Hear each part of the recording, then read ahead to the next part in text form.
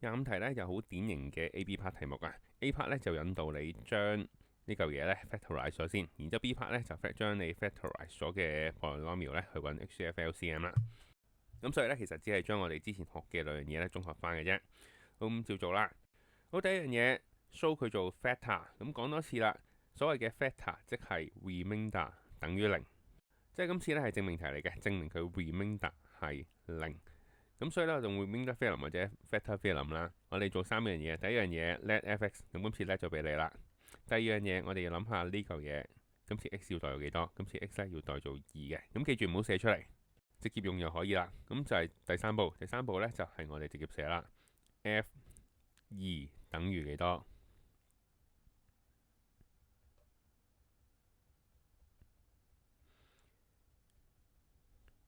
咁由於證明題啊，咁所以咧一定係會等於零嘅。咁然之後你就寫結論啦。所以咧 x 減2就係一個 factor。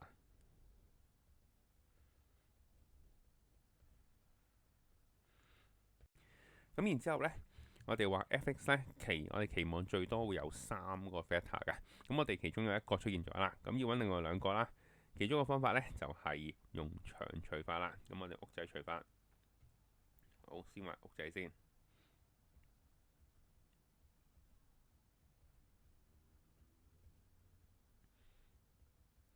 好，咁然之後咧就做啦 x 2次啦。好，再提翻大家一次，向下減係減負2，即係加2嚟嘅。咁所以呢個出 5x 2次。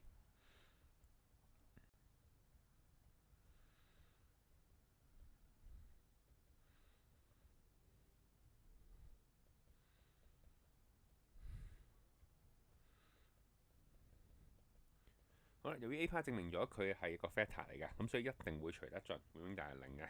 咁所以一定最尾減得晒啦。咁所以咧 f(x) 咧就會等於左邊即係 x 減2啦，乘以上面 x 2次減 5x 減6。然之後咧後面嗰個 quadratic 咧，咁你自己用你自己嘅聰明嘅方法啦，去分解翻做兩嚿嘢啦。咁係 x 加1同埋 x 減6嚟嘅。好，咁然之後我將 B part 寫隔離啦。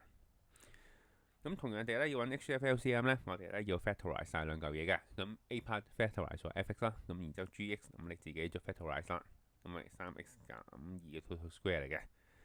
咁所以咧，跟住 A part 同埋呢嚿嘢啦，咁你只有 HCF 咧就會 x 減2，LCM 咧就會係3啦，x 減2 total square x 加1同埋